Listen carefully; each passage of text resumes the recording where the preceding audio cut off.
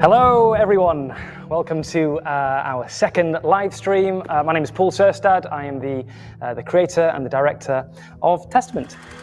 Today we've got a really good live stream, show put together for you. We are exploring today biblical wonder. We're exploring what it means to retell stories in a modern setting.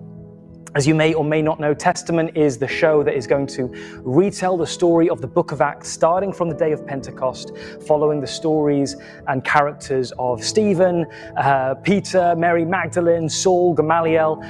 But the twist is we're doing it in an alternate modern day, in a modern setting.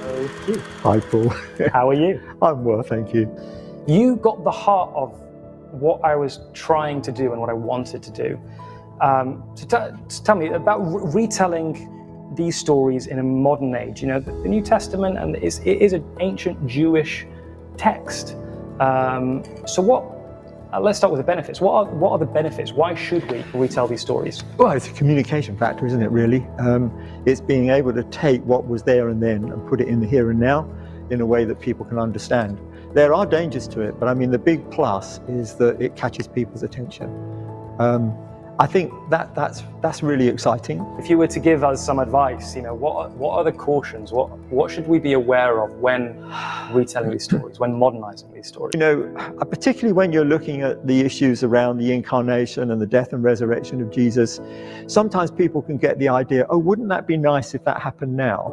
Mm-hmm. And of course, in that situation, that isn't going to happen now. And it's the sense of it happened then, and it happened then in a way that makes a difference for us now.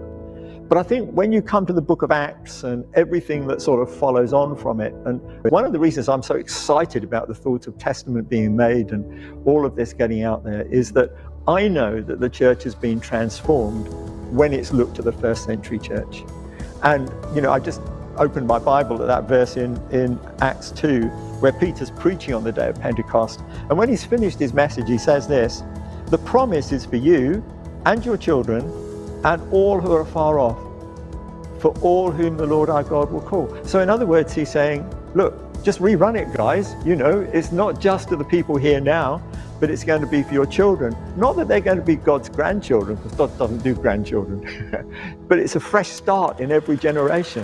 That's the whole point of making film that is a modern retelling of biblical text, is you're trying to get people interested, you're trying to give them access into something that they've never quite had before, because it is not, honestly, like, if you really look at these stories in the Bible, they are the most human stories, but people don't see them that way. Yeah. And so what we're trying to do is humanize these different characters, show all their insecurities, show all their fears, show all their flaws, show the beautiful moments, and just make them real people. And that is, I think, why people connected so quickly. It wasn't just fables in which people were just like, and the moral of the story is, you know, it was real people. And at the center of what we do is to just make people go, I never saw it that way. I know everyone enjoyed watching that short clip that you were on.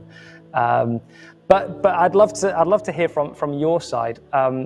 What is it like bringing a character like that, someone like Mary Magdalene, who, you know, is an ancient historical character that we have, you know, so many records of, who means so much to so many people, and bringing her into a modern alternate timeline? Mary Magdalene, I mean, there's so many stories about her. And I think one of the things that I really wanted to focus on was the fact that she'd spent this time with Jesus and how much he'd touched her, and that she'd so committed her life to following his mandate. And I think that's where the kind of purposefulness came from with myself, with the audition and how I interpreted her character. She's on the move, that, you know, the church is persecuted, right? So yeah, the church is, you know, they're being persecuted at that time. So at any moment she's picking up her bags to go somewhere. And as a backpacker myself, one of the things with a head wrap, your sarong, you use it for so many things. You use your sarong for a towel, use it for a sheet, use it for a tourniquet. If someone could have an injury, and it was all of those things. So dress-wise, they were one of the first things that I led with.